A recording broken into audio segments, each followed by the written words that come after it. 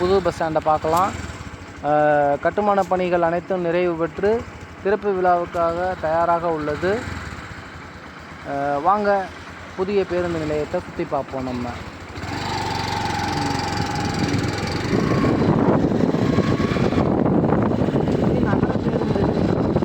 நகர பேருந்து சொல்லு, இது நகர பேருந்துகள் நிறுத்தம்.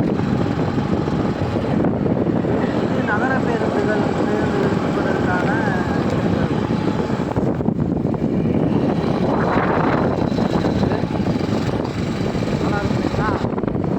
நகர பேருந்து நிறுத்தம்.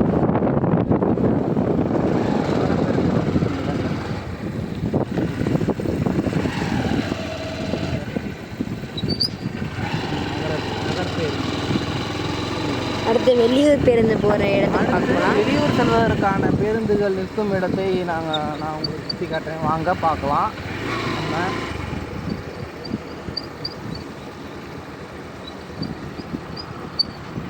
வாங்க பாருங்க, முடிஞ்சா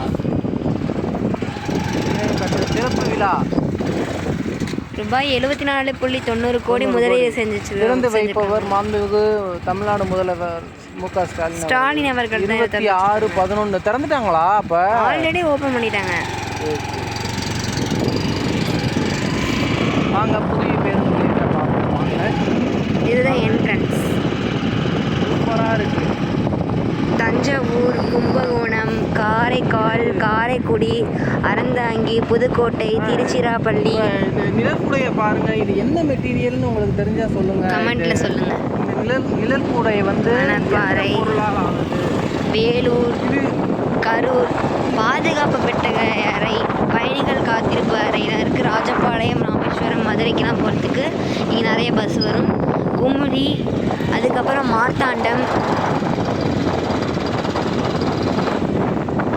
இந்த பஸ் ஸ்டாண்ட் வந்து இன்னும் திறக்கல, அந்த பக்கம்தான் வைக்கிறாங்க. இங்கே லிஃப்ட்லாம் வச்சுருக்காங்க.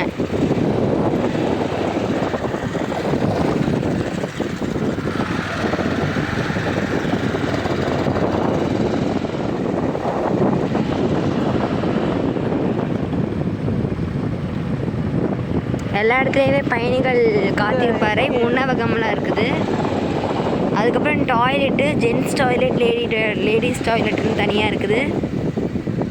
இந்த நல்லா புதுசாக ஒரு ஏர்போர்ட் மாதிரி இருக்குது. நிழல் கூரை வந்து நீடிச்சு உழைக்குமா என்னன்றது தெரியாது. இது என்ன பொருட்களால் ஆனதுன்னு தெரியல. அது ஃபைபரா இல்லை பிளாஸ்டிக்கா இல்லை துணி வகையை சேர்ந்ததா என்னதுன்னு, என்ன மெட்டீரியல்னே தெரியல. இதை பற்றி தெரிஞ்சால் கொஞ்சம் நீங்கள் கமெண்ட்ஸில் சொல்லுங்கள் ஃப்ரெண்ட்ஸ். சரிதானா?